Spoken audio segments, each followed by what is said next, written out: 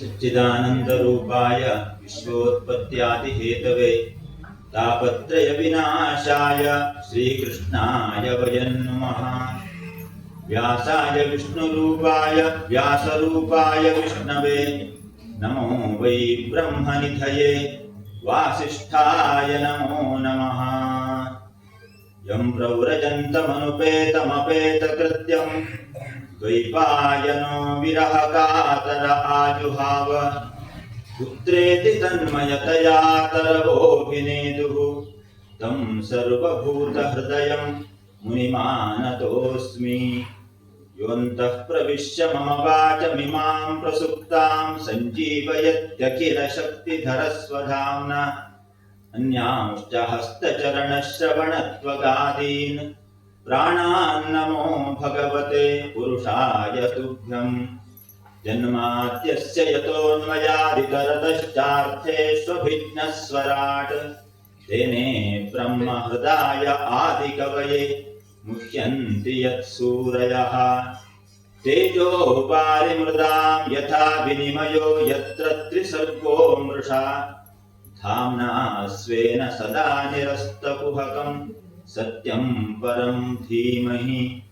गुरुब्रह्मा गुरुर्विष्णुर्गुरुर्देवो महेश्वरः गुरुः साक्षात् परब्रह्म तस्मै ಶ್ರೀ ಗುರವೇ ನಮಃ.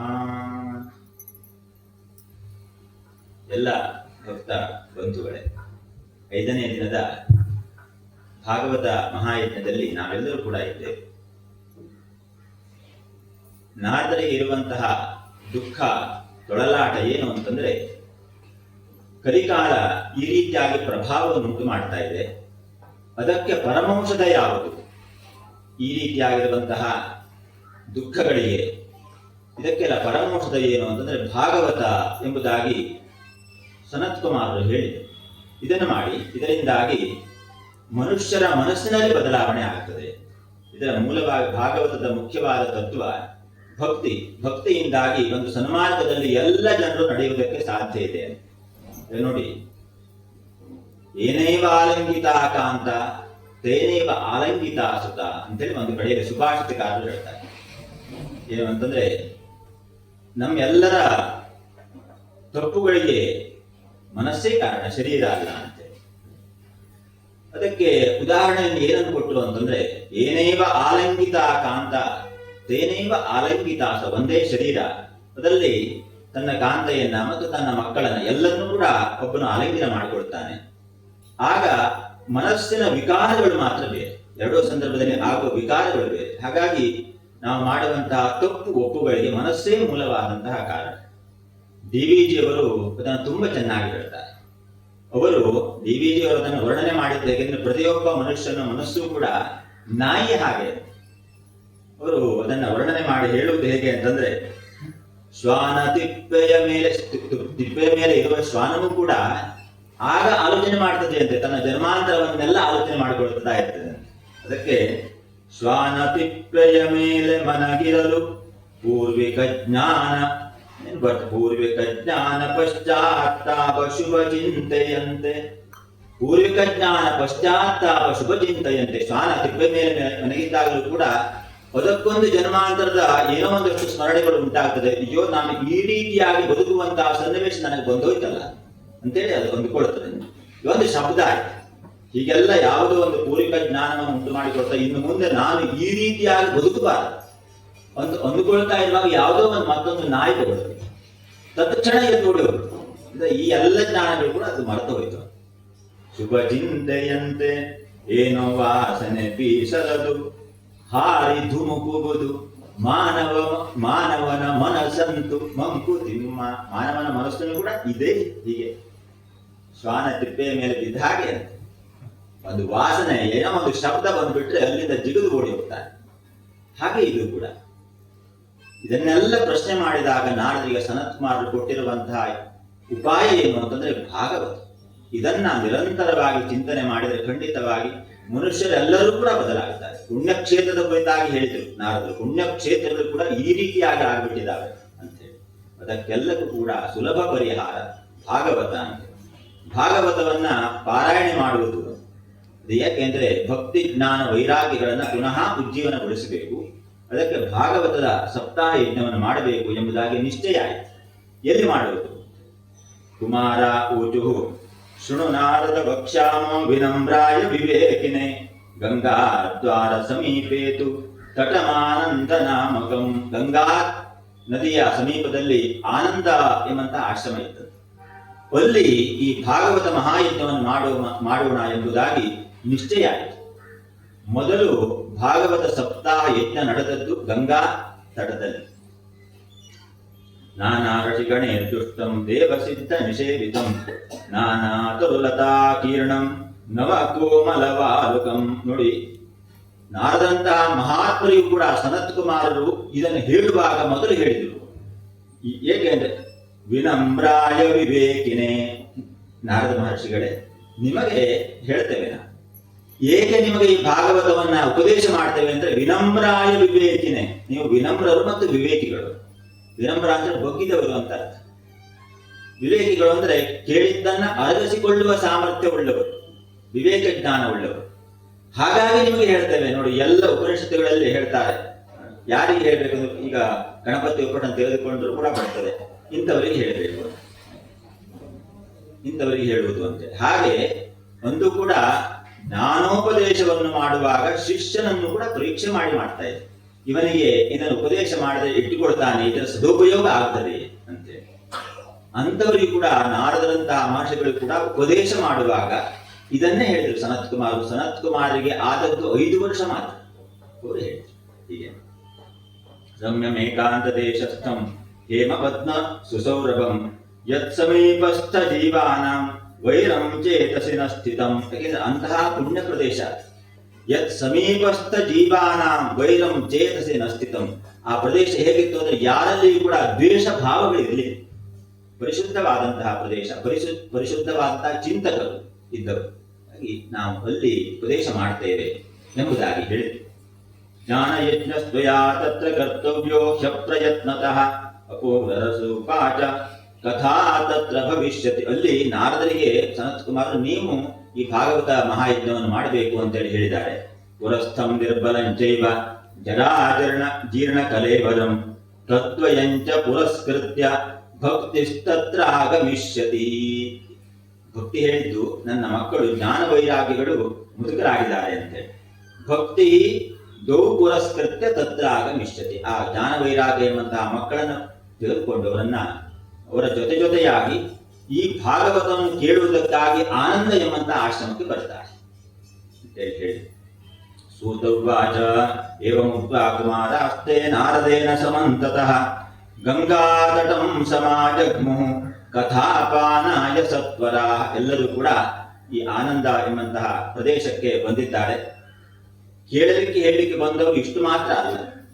ಯಾವಾಗ ಭಾಗವತ ಸಪ್ತಾಹ ಯಜ್ಞ ನಡೆಯುತ್ತದೆ ಅಂತ ಗೊತ್ತಾಗಿತ್ತು, ಆಗ ಎಲ್ಲ ಮಹರ್ಷಿಗಳು, ಗಂಗಾದ ನದಿಗಳು ಎಲ್ಲವೂ ಕೂಡ ಬಂದು ಒಂದು ರೂಪವನ್ನು ಧರಿಸಿ ಬಂದಿದ್ದಾರೆ. ಶ್ರೀ ಭಾಗವತ ಪೀಯೂಷ ಪಾನಾಯ ರಸಲಂಪಟಾಃ ಧಾವಂತೋಪ್ಯಾಯಯುಃ ಸರ್ವೇ ಪ್ರಥಮಂ ಯೇ ಚ ವೈಷ್ಣವಾಃ ಭೃಗುರ್ವಸಿಷ್ಠಶ್ಚ ವನಶ್ಚ ಗೌತಮೋ ಮೇಧಾತಿಥಿರ್ದೇವಲ ದೇವರಾತು ರಾಮಸ್ತಥಾ ಗಾಧಿಸುತಶ್ಚ ಶಾಕಲೋ ಮೃತುಂಡು ಪುತ್ರ ತ್ರಿಜ ಪಿಪ್ಪಲಾದ. ಯಾರೆಲ್ಲ ಬಂದ್ರು ಅಂತಂದ್ರೆ ಎಲ್ಲ ಋಷಿಗಳು ಕೂಡ ಬಂದಿದ್ದಾರೆ ಭಾಗವತವನ್ನು ಕೇಳಲಿಕ್ಕೆ. ಹಾಗಾಗಿ ನೋಡಿ, ಭಾಗವತ ಪರಮಹಂಸ ಸಂಹಿತೆ ಅಂತ ಮೊದಲೇ ಬಂದಿತ್ತು. ಮಹಾತ್ಮರು ಇದರಲ್ಲಿ ತುಂಬಾ ಸಂತೋಷ ಪಡ್ತಾರೆ. ಅಂದ್ರೆ ಇದನ್ನ ನಿರಂತರವಾಗಿ ಮಹಾತ್ಮರು ಅಧ್ಯಯನ ಮಾಡ್ತಾ ಇದ್ರು. ಪರಮಜ್ಞಾನಿಗಳು ಇದನ್ನ ಅಧ್ಯಯನ ಮಾಡ್ತಾ ಇದ್ರು. ನಮ್ಮಂತವರೆಲ್ಲ ಇದನ್ನ ಅಧ್ಯಯನ ಮಾಡುವುದು ಏನು ವಿಷಯ ಅಲ್ಲ. ಯಾಕಂದ್ರೆ ಅಷ್ಟು ವಿಷಯಗಳು ಇದ್ರ ಒಳಗಡೆ ಇದ್ದಾವೆ. ಪರಮಜ್ಞಾನಿಗಳು ಕೂಡ ಭಾಗವತ ಮಹಾಯಜ್ಞ ನಡೆಯಿತು ಅಂತ ಗೊತ್ತಾದ ಕೂಡ ಎಲ್ಲ ಕಡೆಯಿಂದ ಧಾವಿಸಿ ಬಂದಿದ್ದಾರೆ ಕೇಳುವುದಕ್ಕೆ.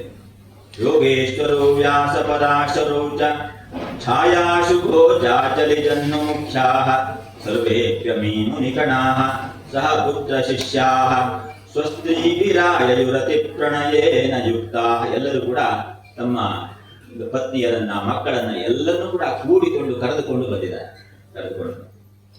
ಗಂಗಾ ನದಿಗಳು ಬಂದು ಇತ್ಯಾದಿಯಾಗಿ ವರ್ಣನೆ ಮಾಡ್ತಾರೆ. ಇವರೆಲ್ಲರೂ ಕೂಡ ಬಂದಿದ್ದಾರೆ ಅಂತೇಳಿ.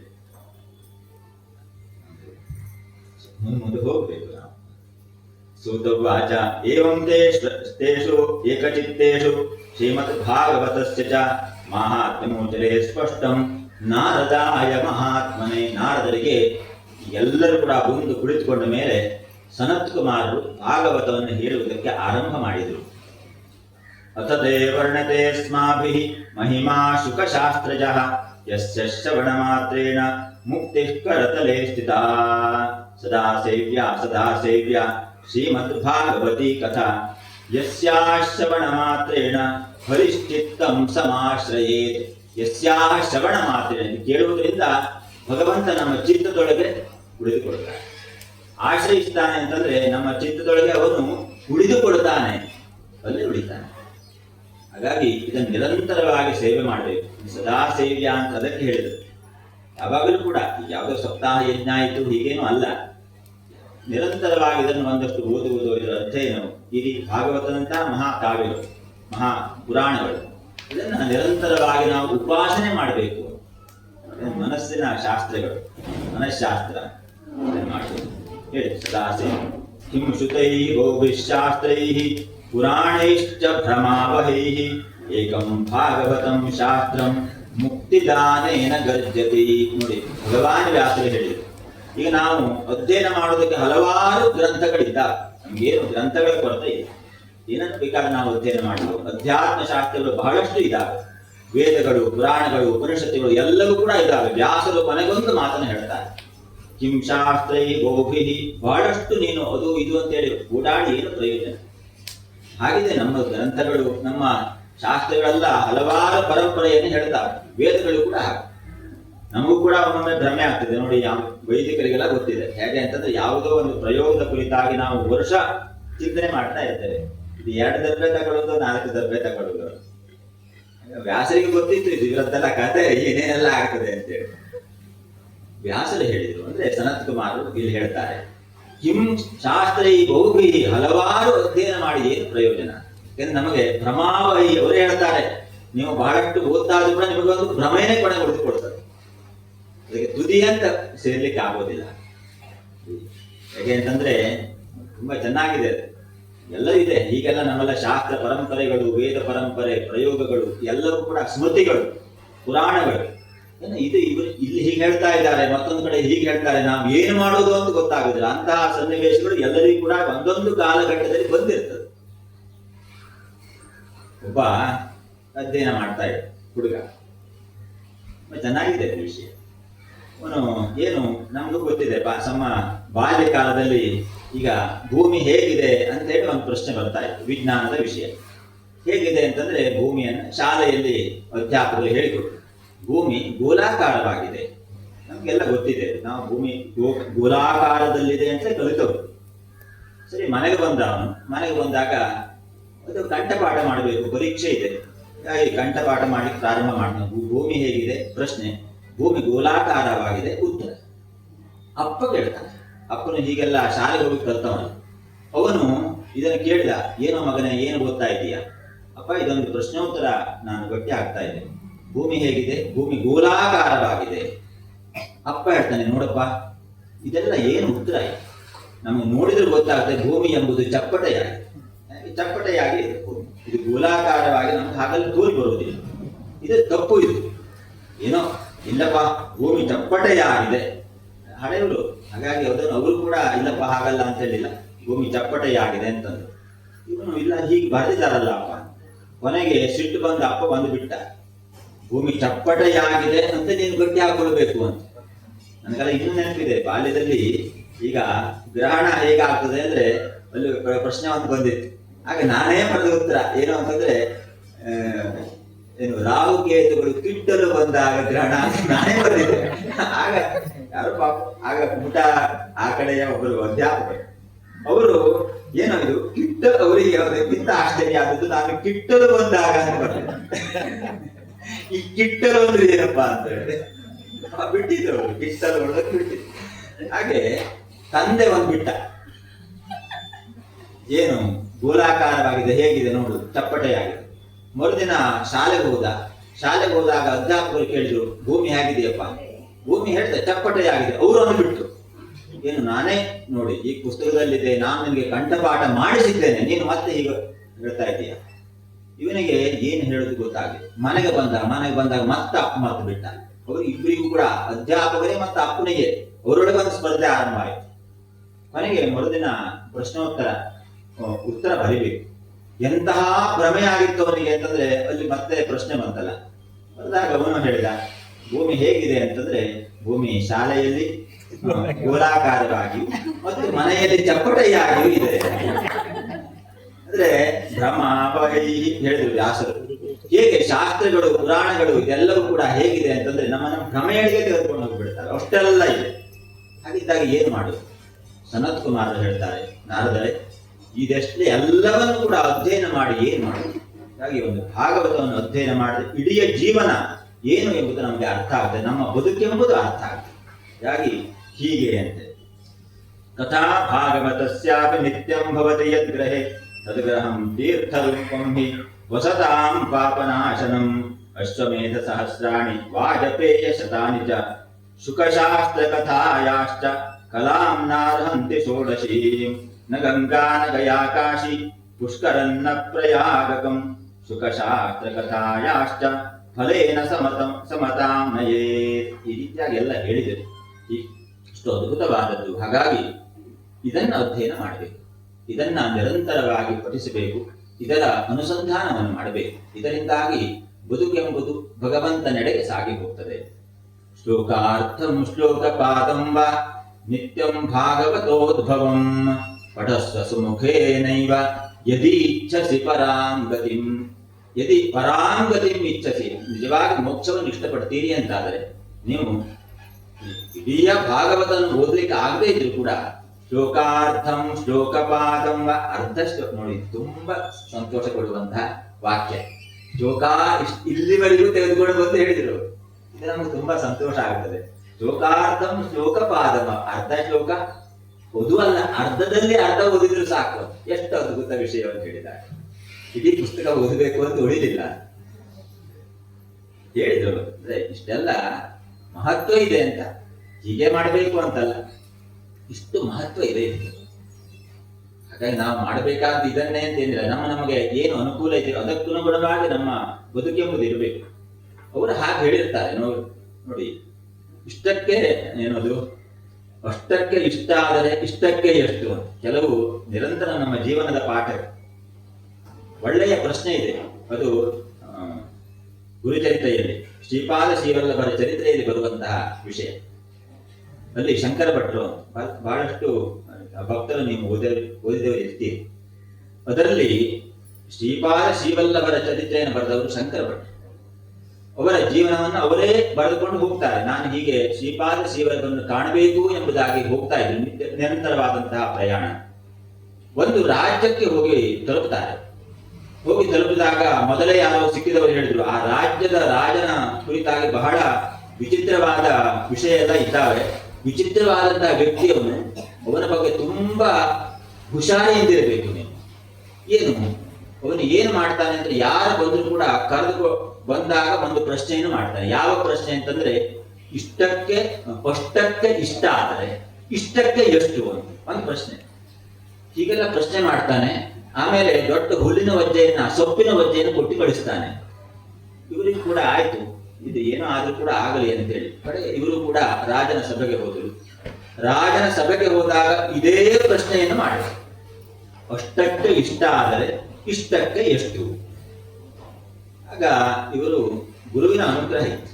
ಹಾಗಾಗಿ ಅವರು ಹೇಳಿದರು, ಉತ್ತರ ಏನು ಅಂತಂದ್ರೆ, ಅಷ್ಟಕ್ಕೆ ಇಷ್ಟ ಆದರೆ ಇಷ್ಟಕ್ಕೆ ಇಷ್ಟೇ ಅಂತ. ಅದ್ಭುತ ಆಯ್ತು, ತುಂಬಾ ಸಂತೋಷ ಆಯ್ತು ನನಗೆ. ಒಳ್ಳೆ ಉತ್ತರವನ್ನು ಕೊಟ್ಟಿದ್ದೀವಿ. ಏನು ಅದರ ಮೂಲ ತತ್ವ ಅಂತಂದ್ರೆ, ಆ ರಾಜ ಜನ್ಮಾಂತರದ ಸ್ಮರಣೆ ಇರ್ತಿತ್ತು.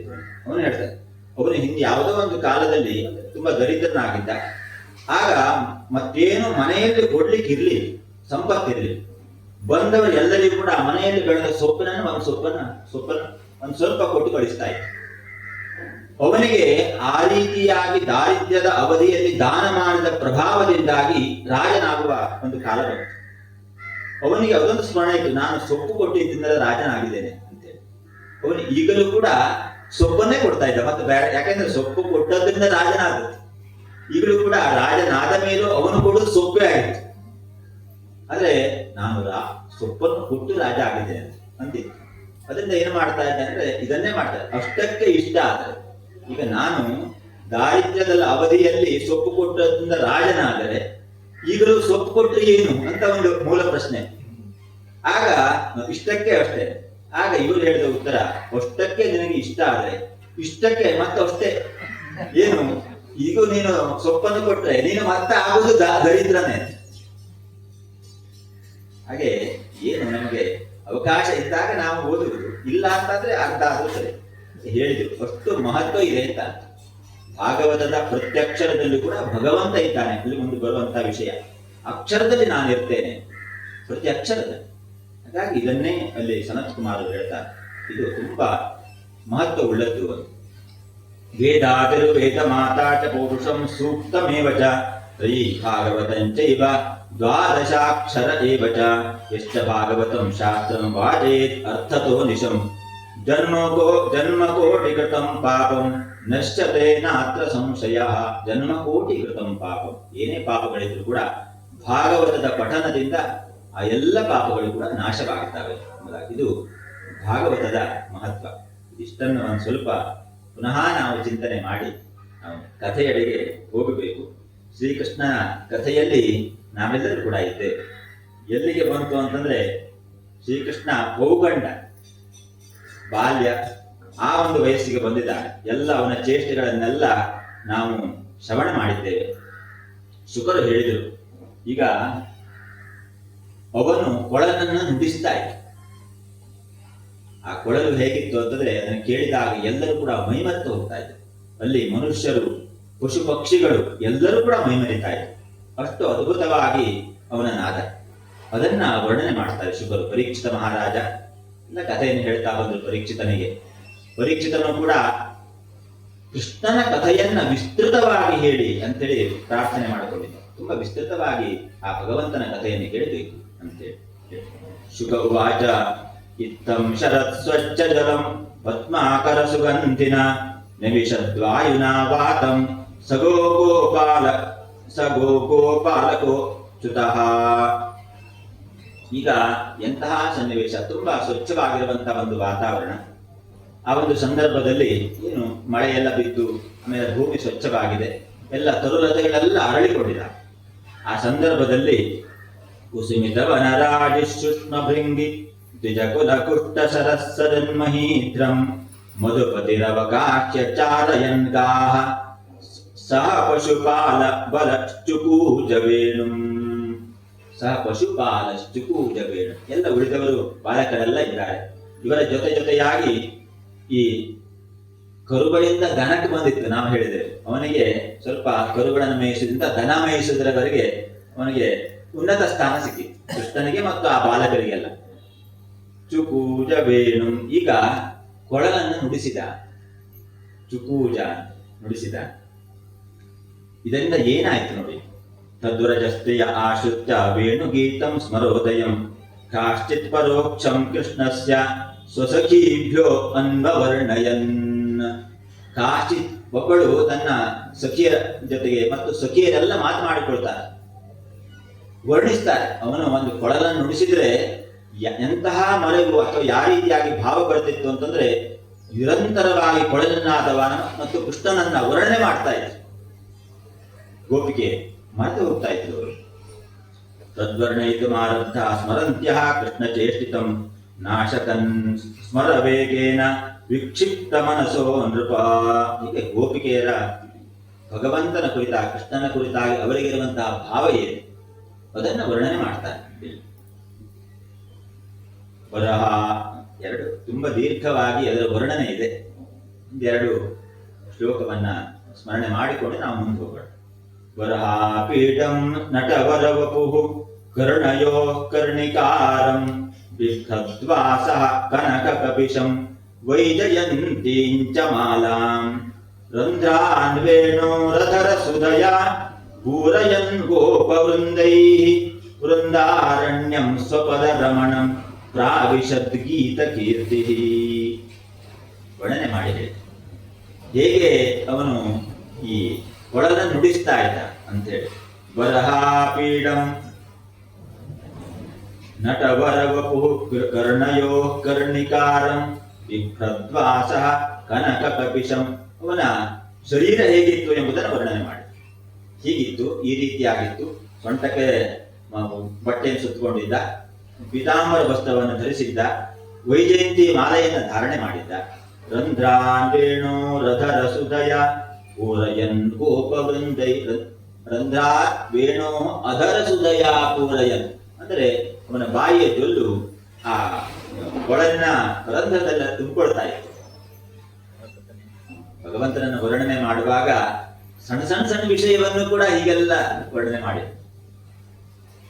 ಪೂರಯನ್ ಗೋಪವೃಂದೈ ವೃಂದಾರಣ್ಯಂ ಸ್ವಪದರಮಣಂ ಪ್ರಾವಿಶದ್ ಗೀತ ಕೀರ್ತಿ ಇತಿ ವೇಣುರವಂ ರಾಜನ್ ಸರ್ವಭೂತ ಮನೋಹರಂ ಸುಪ್ತಾವ್ರಜಸ್ತ್ರಿಯ ಸರ್ವ ವರ್ಣಯಂತ್ಯೋ ಅಭಿರೇಮಿರೇ. ನೋಡಿ, ಅದನ್ನ ವರ್ಣನೆ ಮಾಡ್ತಾ ಅವನಡೆಗೆ ಧಾವಿಸಿ ಬರ್ತಾ ಇದ್ದಂತೆ ಆ ಗೋಪಿಕೆಯರು ಎಲ್ಲರೂ ಕೂಡ.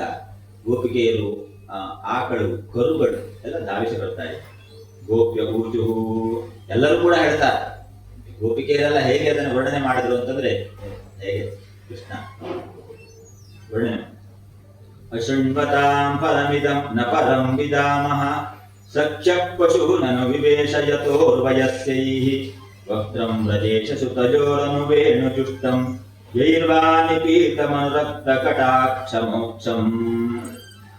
ವರ್ಣನೆ ಮಾಡಿ ಹೇಳ್ತಾರೆ. ಅಕ್ಷುಣ್ವತಾಂ ಫಲಮಿದಂ ನ ಪರಂ ವಿದಾಮಃ ಸಖ್ಯ ಪಶೂನನು ವಿವೇಶಯೋತೋರ್ವಯಸ್ಯೈಃ.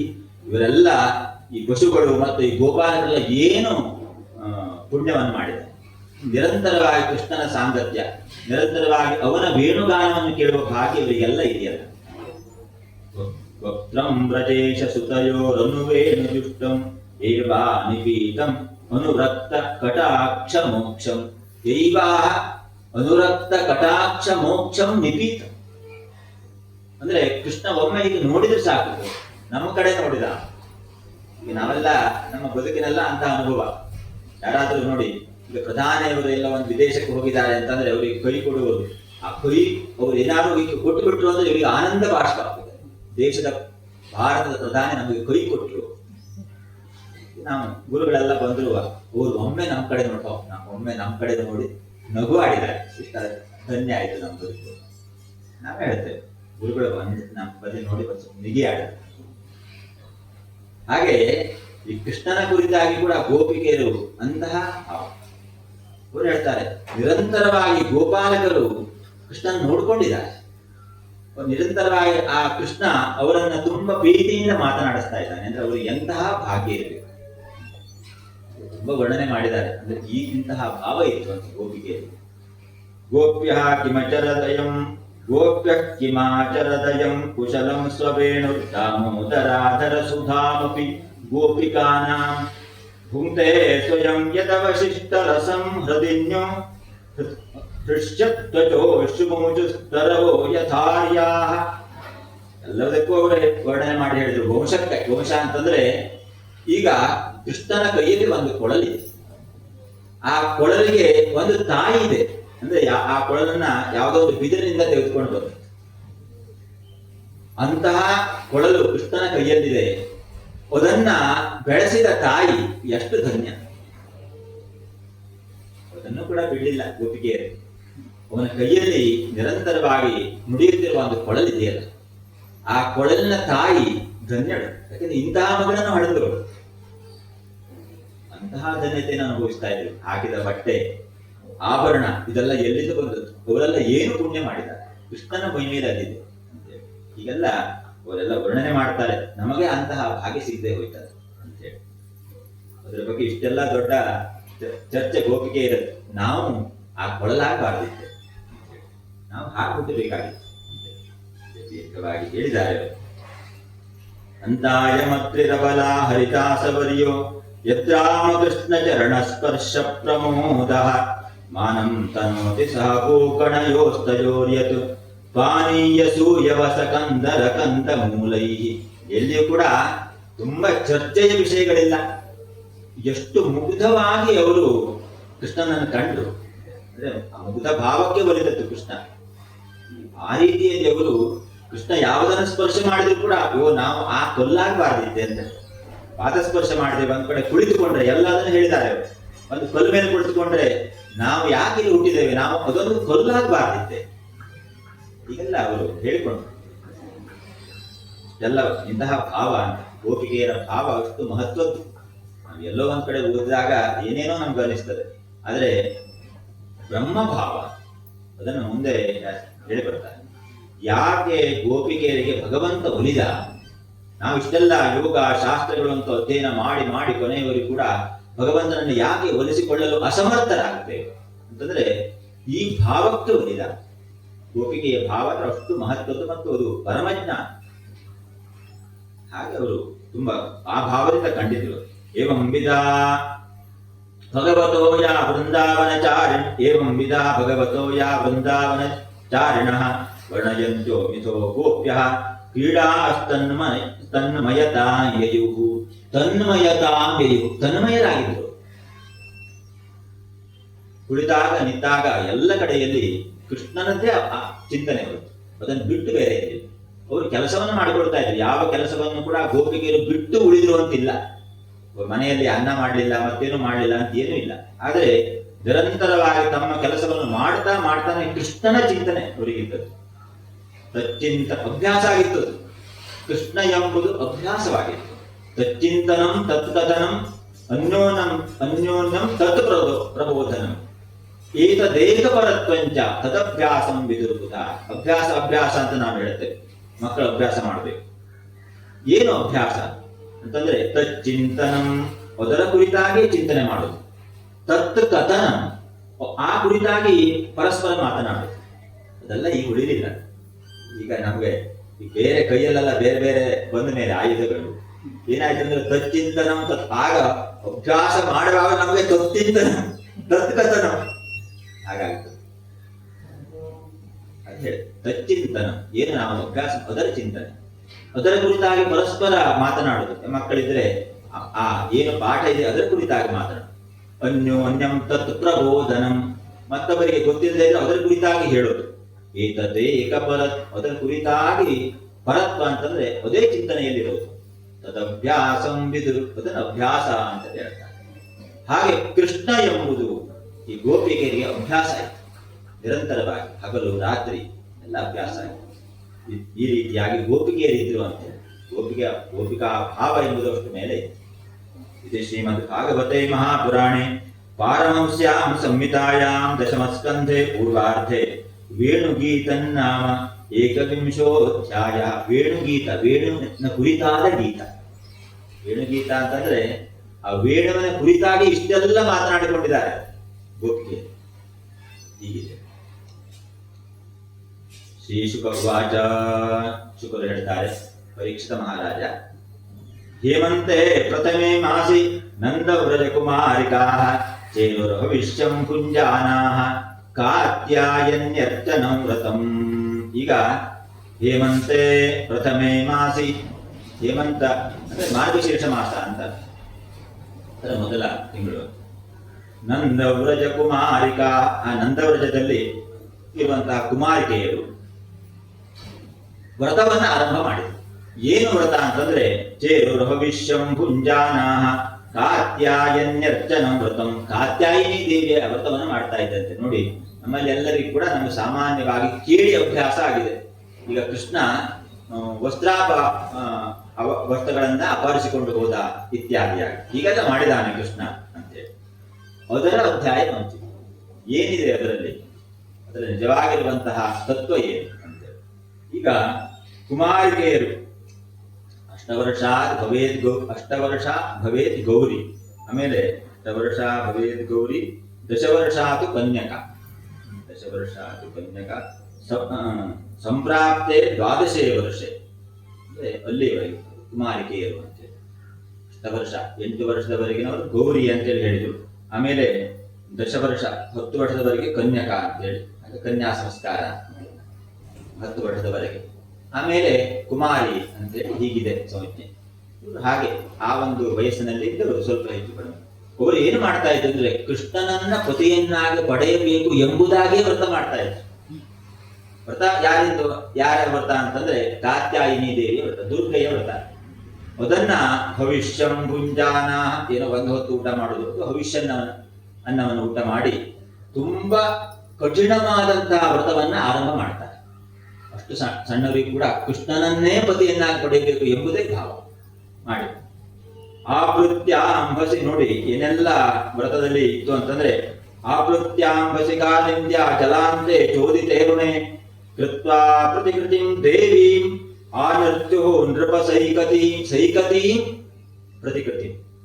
ಅಲ್ಲಿ ಮರಳಿನ ಪ್ರತಿಕೃತಿಯನ್ನು ಮಾಡಿಕೊಂಡು ಆ ಏನು ಕಾಲಿಂದಿ ನದಿ ಇದೆ, ಯಮುನಾ ನದಿ, ಅಲ್ಲಿ ಬೆಳಗಿನ ಜಾವದಲ್ಲಿ ತುಂಬಾ ಚಳಿ, ಅಲ್ಲಿ ಸ್ನಾನ ಮಾಡಿ ಆರ್ಧ ವಸ್ತ್ರವನ್ನೆಲ್ಲ ಉಟ್ಕೊಂಡು ಈ ಪ್ರತಿಕತೆಯನ್ನು ಮಾಡಿಕೊಂಡು ಅರ್ಚನೆಯನ್ನು ಮಾಡ್ತಾ ಇದ್ರು.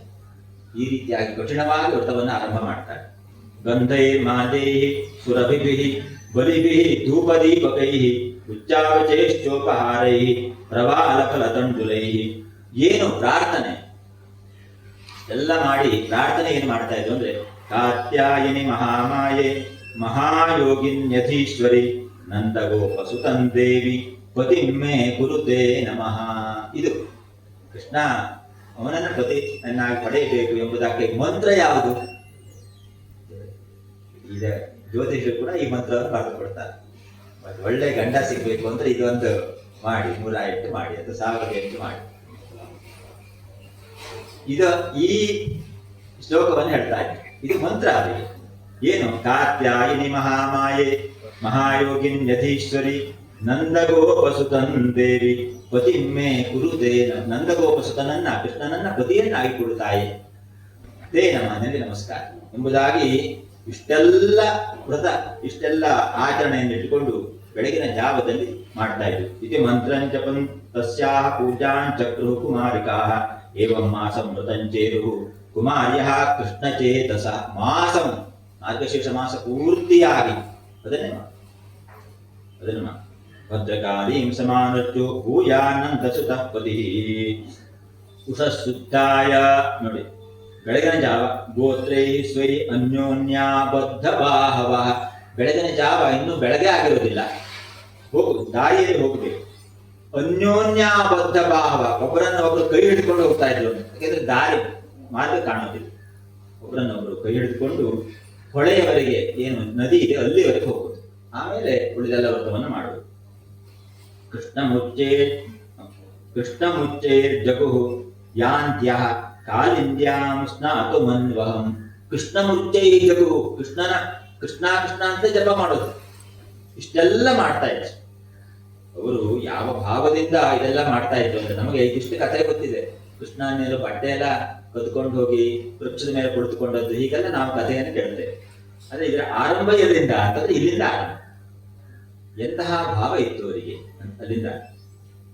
ನದ್ಯಾಂ ಕದಾಚಿದಾಗತ್ಯ ತೀರೆ ನಿಕ್ಷಿಪ್ಯ ಪೂರ್ವವತ್ ವಾಸಾಂಸಿ ಕೃಷ್ಣಂ ಗಾಯಂತ್ಯೋ ವಿಜಕ್ರುಹು ಸಲಿಲೆ ಹೃದಯ. ಇಷ್ಟೆಲ್ಲ ಆಯ್ತಲ್ಲ. ಆಮೇಲೆ ಒಂದು ದಿನ ಕದಾಚಿದಾಗತ್ಯ ತೀರೆ ನಿಕ್ಷಿಪ್ಯ ಪೂರ್ವವತ್, ಮೊದಲ ಹಾಗೆ ಉಳಿದ ಬಟ್ಟೆಯನ್ನೆಲ್ಲ ಒಂದು ತೀರದಲ್ಲಿ ಎಲ್ಲರೂ ಇಟ್ಟಿದ್ದಾರೆ. ಸ್ನಾನಕ್ಕೆ ಹೋದ್ರು. ಬೆಳಗಿನ ಜಾವ, ಬೆಳಗಾಗ್ತಾ ಇದೆ ಅಷ್ಟೇ, ಸ್ನಾನಕ್ಕೆ ಹೋಗಿದ್ದಾರೆ. ಭಗವಾನ್ ತದ ವಿಪ್ರೇತ್ಯ. ನೋಡಿ, ಭಗವಂತನಿಗೆ ಇವರ ಭಾವ ಏನು ಎಂಬುದು ಗೊತ್ತಿದೆ. ಶುದ್ಧವಾದಂತಹ ಮನಸ್ಸು, ನನ್ನನ್ನು ಕುರಿತಾಗಿ ಇಷ್ಟೆಲ್ಲ ಅಂದ್ರೆ ಅತ್ಯಂತ ಕಠಿಣವಾದ ವ್ರತವನ್ನೆಲ್ಲ ಮಾಡ್ತಾ ಇದೆ, ಎಲ್ಲವನ್ನು ಕೂಡ ಅವನು ಕಂಡಿದ್ದಾನೆ, ಅದನ್ನೆಲ್ಲ ಭಾವಿಸಿದ. ಅಭಿಪ್ರೇತ್ಯ ಕೃಷ್ಣೋ ಯೋಗೇಶ್ವರೇಶ್ವರ.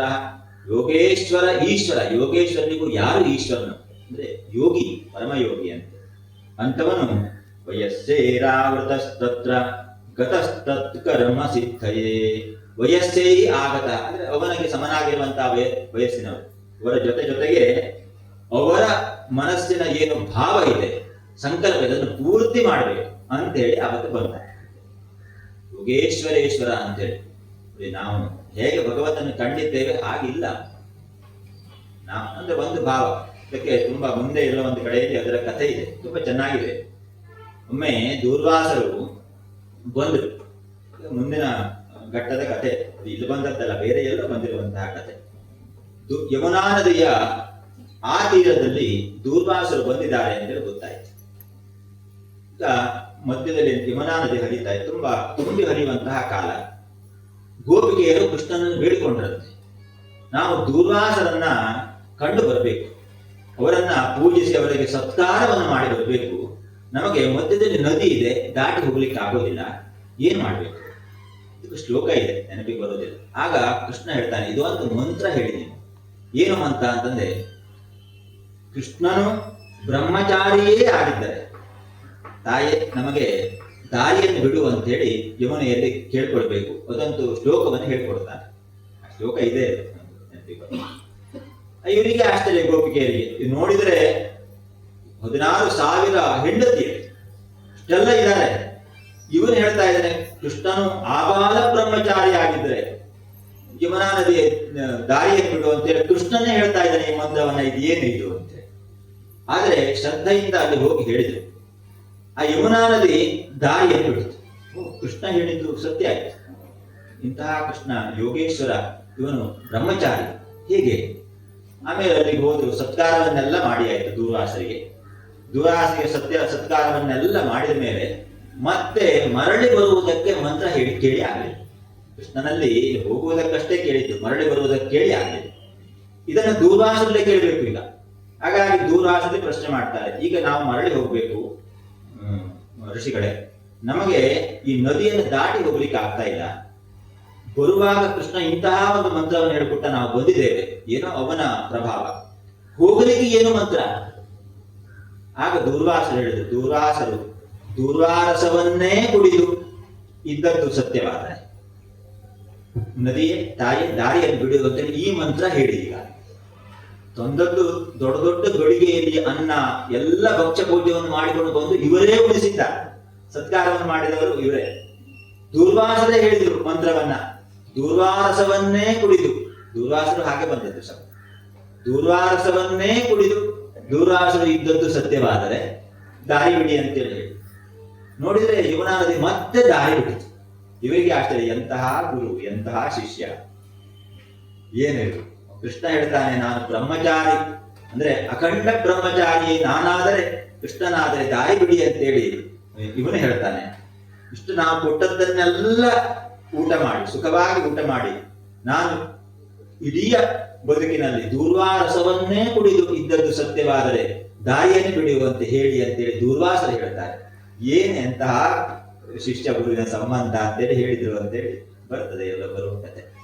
ಹಾಗಾಗಿ ಯೋಗೇಶ್ವರೇಶ್ವರ ಇಲ್ಲಿ ಹೇಳಿದ್ರು, ಯೋಗೇಶ್ವರೇಶ್ವರ ಅವನು ಯಾರು ಎಂಬುದು ಅರ್ಥ ಆಗುತ್ತೆ.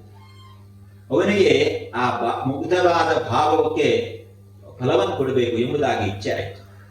ಅದಕ್ಕೋಸ್ಕರವಾಗಿ ಬಂದವನು ಮೊದಲು ಮಾಡಿದ ಕೆಲಸ ಏನು ಅಂತಂದ್ರೆ, ವಸ್ತ್ರವನ್ನೆಲ್ಲ ಅಡಗಿಸಿಟ್ಬಿಟ್ಟು, ವಯಸ್ಸೇ ತಾಸಾಂ ವಾಸಾಂ ಸುಪಾದಾಯ ನೀಪಮಾರುಚ್ಯ ಸತ್ವರಃ ಹಸದ್ಭಿಃ ಪ್ರಹಸನ್ ಬಾಲೈಃ ಪರಿಹಾಸಂ ವಾಚ. ಈಗ ಏನ್ ಮಾಡಿದ ಅಂತಂದ್ರೆ, ಪ್ರಹಸನ್, ಇವನು ಏನು ಮಾಡಿದ, ಪರಿಹಾಸವಾಗಿ ನಗಾಡ್ತಾ ಹೇಳ್ತಾನೆ, ಅತ್ರಾಗತ್ಯ ಅವಲಾ ಕಾಮಂ ಸ್ವಂ ವಾಸಃ ಪ್ರಗೃಹ್ಯತಾಂ. ಇವನು ಚಪ್ಪಾಳೆ ಹೊಡೆದು ಹೇಳ್ತಾನೆ, ಇನ್ನು ಬೆಳಗಾಗ್ತಾ ಇದೆ. ಆ ಎಲ್ಲ ಬಾಲೆಯರಿಗೆ ಹೇಳಿದ, ನಿಮಗೆ ಬಟ್ಟೆ ಬೇಕು ಅಂತಾದ್ರೆ ಇಲ್ಲಿ ಬಂದು ತೆಗೆದುಕೊಂಡು ಹೋಗ್ಬೇಕು. ನೀವು ಹತ್ರ ಆಗತ್ತೆ, ಇಲ್ಲಿ ಬಂದೇ ತೆಗೆದುಕೊಂಡು ಹೋಗ್ಬೇಕು. ಸತ್ಯಂ ಬ್ರವಾಣಿನೋ ನರ್ಮ ಯದ್ಯೂಯಂ ವ್ರತಕರ್ಷಿತ ಯದ್ಯೂಯಂ ವ್ರತಕರ್ಷಿತ. ಈ ವ್ರತದಿಂದ ನೀವೆಲ್ಲರೂ ಕೂಡ ಬಳಲಿದ್ದೀರಿ, ಎಲ್ಲರೂ ಕೂಡ ಕೃಷರಾಗ್ತೀರಿ. ನೀವು ಬಟ್ಟೆ ಬೇಕು ಅಂತಾದ್ರೆ ಇಲ್ಲಿ ಬಂದೇ ತೆಗೆದುಕೊಂಡು ಹೋಗ್ಬೇಕು ಅಂತ ಹೇಳಿ ಸ್ವಲ್ಪ ದೂರ ಹೋಗಿ ಒಂದು ಮರದ ಮೇಲೆ ಕುಳಿತುಕೊಂಡ, ಬಟ್ಟೆ ಎಲ್ಲ ಮಡಿಚಿಟ್ಕೊಂಡು ಇಲ್ಲೇ ಬಂದು ತೆಗೆದುಕೊಂಡು ಹೋಗ್ಬೇಕು. ನಮಯೋದಿತ ಪೂರಂಬ ಅನೃತಂತದಿಮೇ ವಿದು ಏಕೈಕಶಃ ಪ್ರತೀಚ್ಛಧ್ವಂ ಸಹೇವೋದ ಸುಮಧ್ಯಮ. ಹೇಳ್ತಾನೆ, ನ ಮಯ ಉದಿತ ಅನೃತಂ, ನಾ ಮೊದಲು ಯಾವಾಗಲೂ ಕೂಡ ಸುಳ್ಳು ಹೇಳಿದ್ದಿಲ್ಲ ಅದನ್ನು ಹೇಳಿ. ಒಂದಷ್ಟು ವಿಷಯವನ್ನ ಅವನು ಹಾಗೆ ಹೇಳ್ತಾನೆ, ನಾನು ಮೊದಲು ಯಾವತ್ತು ಸುಳ್ಳು ಅಂತ ಹೇಳಿದ್ದೇ ಇಲ್ಲ. ಹಾಗಾಗಿ ಏನ್ ಮಾಡಬೇಕು ಅಂತಂದ್ರೆ, ನೀವು ಎಲ್ಲರೂ ಕೂಡಿ ಬಂದು ನಿಮ್ಮ ಬಟ್ಟೆಯನ್ನು ತೆಗೆದುಕೊಂಡು ಹೋದ್ರೂ ಅಡ್ಡಿಲ್ಲ, ಒಬ್ಬೊಬ್ಬರೇ ಬಂದು ತೆಗೆದುಕೊಂಡು ಹೋದ್ರು ಅಡ್ಡಿಲ್ಲ, ಇಲ್ಲೇ ಬಂದು ಮಾತ್ರ ತೆಗೆದುಕೊಂಡು ಹೋಗ್ಬೇಕು. ನಾನು ಅಲ್ಲಿ ಬಂದು ಈ ಬಟ್ಟೆಯನ್ನು ಕೊಡೋದಿಲ್ಲ. ತಸ್ಯ ತತ್ ಕ್ಷೇರಿತಂ ದೃಷ್ಟ್ವಾ ಗೋಪ್ಯಃ ಪ್ರೇಮ ಪರಿಪ್ಲುತಾಃ ವ್ರೀಡಿತಾಃ ಪ್ರೇಕ್ಷಚಾನ್ಯೋನ್ಯಂ ಜಾತಃ ಸ ನರಿರ್ಯಯುಃ. ಪ್ರೇಮ ಏನಿದ್ರು ಅಂದ್ರೆ ಪ್ರೇಮ ಪರಿಪ್ಲುತ. ಇಷ್ಟೆಲ್ಲ ಹೇಳಿದ್ರು ಕೂಡ ಯಾರು ಜಗಳ ಆಡಲಿಲ್ಲ.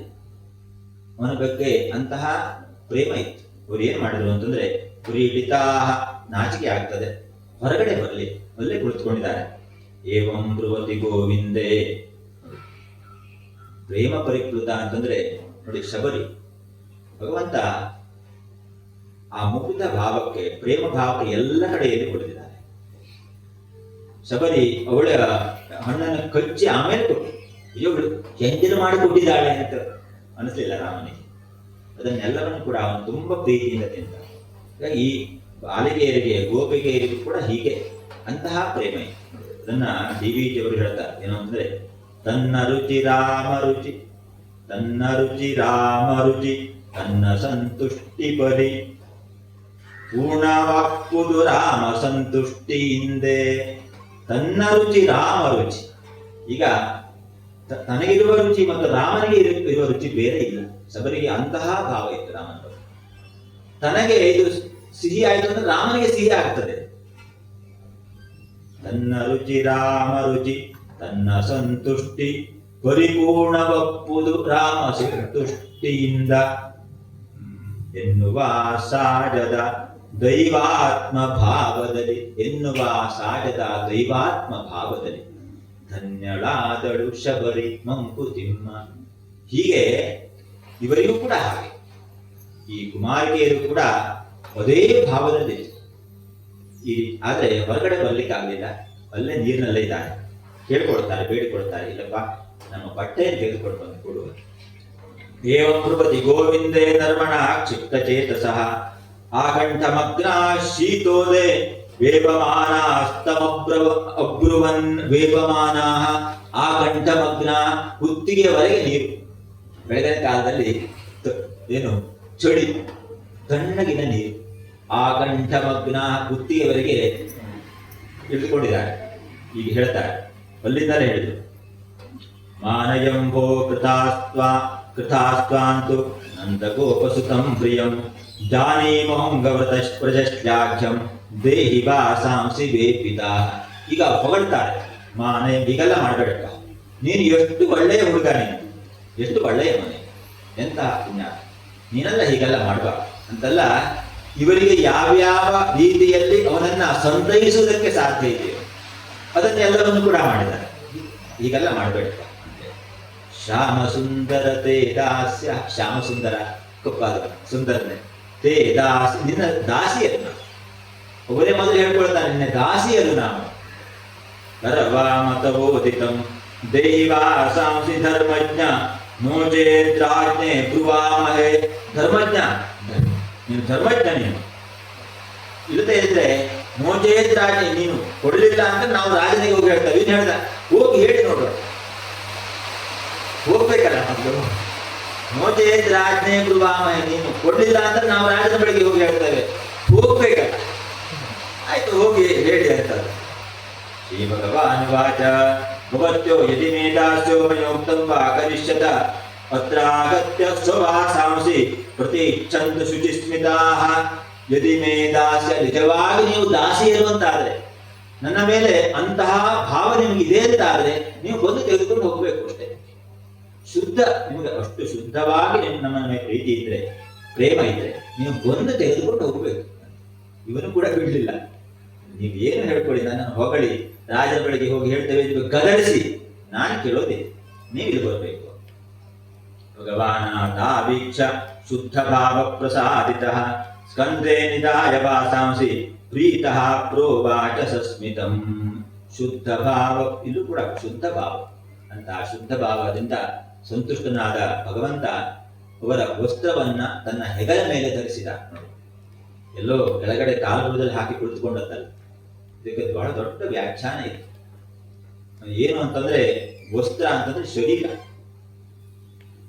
ಹಾಗಾಗಿ ನಮ್ಮಲ್ಲಿ ನೋಡಿ ಗೀತೆಯಲ್ಲಿ ಬರ್ತದೆ, ಏನದು, ವಾರ್ಧಕ್ಯ ಬಂದ ಕೂಡಲೇ ಒಂದು ಜೀವ ವಾಸಾಂಸಿ ಜೀರ್ಣಾನಿ ಯಥಾ ವಿಹಾಯ ನವಾನಿ ಗೃಹಾತಿ ನರೋಪರಾಣಿ. ಹಾಗೆ ಇಲ್ಲಿ ಸ್ಕಂದೇ ನಿಧಾಯ ವಾಸಾಂಸಿ ಎಂಬುದಕ್ಕೆ ಬಹಳ ದೊಡ್ಡ ವ್ಯಾಖ್ಯಾನವನ್ನು ಮಾಡ್ತಾರೆ. ಏನು ಅಂತಂದ್ರೆ, ಯಾರು ಭಕ್ತರನ್ನು ತನ್ನ ಹೆಗಲ ಮೇಲೆ ಭಗವಂತ ಧರಿಸಿಕೊಡ್ತಾ ಇದ್ದಾರೆ, ಇದು ವಸ್ತ್ರ ಅಲ್ಲ. ಅವರೆಲ್ಲರೂ ಕೂಡ ಗೋಪಿಕೆಯರು ಅವನ ಭಕ್ತೆಯೇ. ಅವರನ್ನ ತನ್ನ ಹೆಗಲ ಮೇಲೆ ಧರಿಸಿಕೊಂಡ ಭಗವಂತ, ಅವರನ್ನ ಎತ್ತಿ ಹಿಡಿದುಕೊಂಡ. ಸ್ಕಂದೇ ನಿಧಾಯ ಇಲ್ಲದೇ ಇದ್ರೆ ಯಾರಿಗೂ ಅವರ ಆ ದೊಡ್ಡ ಬಟ್ಟೆಯನ್ನ ಹೆಗಲ ಮೇಲೆ ಧರಿಸಿಕೊಳ್ಳಬೇಕಾದ್ದೇನಿಲ್ಲ. ಸುಮ್ಮನೆ ಒಂದು ಕಡೆ ಗಂಟು ಮೂಟೆ ಕಟ್ಟಿ ಇಟ್ರೆ. ಹೀಗಾಗಿ ವ್ಯಾಸರ ಒಂದೊಂದು ಶಬ್ದಕ್ಕೆ ಅಂತಹ ಮಹತ್ವ. ನಾವೇನು ಹೊರಗಡೆ ಹೀಗೆ ನೋಡ್ಕೊಂಡು ಬಂದು ಹೇಳೋದು ಅದು ಹಾಗಿಲ್ಲ. ಆ ರೀತಿಯಾಗಿ ಅವನು ಆ ಗೋಪಿಕೆಯ ಬಗ್ಗೆ ಪ್ರೀತಿಯನ್ನು ಇಟ್ಕೊಂಡಿತ್ತು. ಅವರ ಶುದ್ಧ ಭಾವದ ಅರಿವು ಭಗವಂತನಿಗಿತ್ತು. ಸ್ಕಂದೇ ನಿಧಾಯ ವಾಸಾಂಸಿ ಪ್ರೀತಃ ಪ್ರೋವಾಚ ಸಸ್ಮಿತಂ. ಸಸ್ಮಿತಂ ವಾಚ, ನಗಾಟ. ಮತ್ತೆ ಮೊದಲನ ಹಾಗೆ ನಗಾಡ್ತಾ ಹೇಳ್ದ, ಯೂಯಂ ವಿವಸ್ತ್ರಾಯದಪೋ ಧೃತವ್ರತ ವ್ಯಗಾಹ ವ್ಯಗಾಹ ತೈತದ್ದು ತದು ದೇವಹೇಳನಂ ಬದ್ಧಾಂಜಲಿಂ ಮೂರ್ಧ್ನಿಪನುತ್ತಯೇ ಮಹಸಃ ಕೃತ್ವಾ ನಮೋಧೋ ವಸನಂ ಪ್ರಗೃಹ್ಯತಾಂ. ಹೇಳ್ತಾನೆ ಏನು ಅಂತಂದ್ರೆ, ಯೂಯಂ ವಿವಸ್ತ್ರ ಯದಪೋ ಧೃತವ್ರತ. ಅವನ ಧರ್ಮಶಾಸ್ತ್ರವನ್ನು ಹೇಳಿದ. ವಿವಸ್ತ್ರ ಯದ್ ಅಪೋ ಧೃತವ್ರತ, ವ್ರತವನ್ನು ಮಾಡ್ತಾ ಇದ್ದೀರಿ. ಈ ನೀರಿನಲ್ಲೆಲ್ಲ ವಿವಸ್ತ್ರರಾಗಿ ಸ್ನಾನ ಮಾಡುವ ಹಾಗಿಲ್ಲ. ನಮ್ಮಲ್ಲಿ ಶಾಸ್ತ್ರಗಳಿದೆ, ವಿವಸ್ತ್ರರಾಗಿ ಸ್ನಾನ ಮಾಡಬಾರದು ಎಲ್ಲ ಇದೆ ಶಾಸ್ತ್ರಗಳು. ಆದ್ರೆ ನೀವು ಇಷ್ಟು ದೊಡ್ಡ ವ್ರತವನ್ನು ಆರಂಭ ಮಾಡಿದ್ರು ಬುಡದಲ್ಲಿ ಶಾಸ್ತ್ರವನ್ನೇ ತಪ್ಪಿಬಿಡ್ತೀವಿ. ಇದನ್ನು ನೀವು ಮಾಡಬಾರ್ದಾಗಿತ್ತು. ವ್ಯಗಾಹ ವ್ಯಗಾಹ ತೈತದ್ದು ದೇವಹೇಳನ, ಅಪಚಾರ ಆಯ್ತು, ದೇವತಾ ಅಪಚಾರ ಆಯ್ತು. ಅದು ಮತ್ತು ನದಿಯಲ್ಲಿ ಹೀಗೆ ಮಾಡ್ತಾ ಇದ್ದೀವಿ. ಬದ್ಧಾಂಜಲಿ. ಹಾಗಾಗಿ ನೋಡಿ, ಬೆಳಗಿನ ಜಾವ ಇಷ್ಟು ದೂರ ಬಂದದ್ದು ಮಕ್ಕಳು. ಆಮೇಲೆ ಮನೆಯಲ್ಲಿ ಕೂಡ ಹೇಳೋದಿಲ್ಲ, ಹೀಗೆ ಬರ್ತೀರಿ, ಮತ್ತೆ ನಗ್ನರಾಗಿ ನೀರಿನಲ್ಲಿ ಇಳಿತೀರಿ. ಇದೆಲ್ಲ ದೈವಾಪಚಾರ. ಇದರಿಂದ ಏನಾಗಬೇಕು ಎಂಬ ಪ್ರಾಯಶ್ಚಿತ್ತ ಆಗಬೇಕು. ಏನು ಪ್ರಾಯಶ್ಚಿತ್ತ ಅಂತಂದ್ರೆ, ಕೈಯನ್ನ ಈ ತಲೆ ಮೇಲೆ ಇಟ್ಕೊಂಡು ಬಂದು ವಸ್ತ್ರವನ್ನು ತೆಗೆದುಕೊಂಡು ಹೋಗ್ಬೇಕು ಅಷ್ಟೇ. ನಿಮ್ಗೆ ಪ್ರಾಯಶ್ಚಿತ್ತ ಏನು ಅಂತಂದ್ರೆ ಇದೇ ಅಂತ. ಬದ್ಧಾಂಜಲಿ ಮೂರ್ಧ್ನ್ಯಪನುತ್ತಯೇ ಮಹಸಃ ಕೃತ್ವಾ ನಮೋಧೋ ವಸನಂ ಪ್ರಗೃಹ್ಯತಾಂ.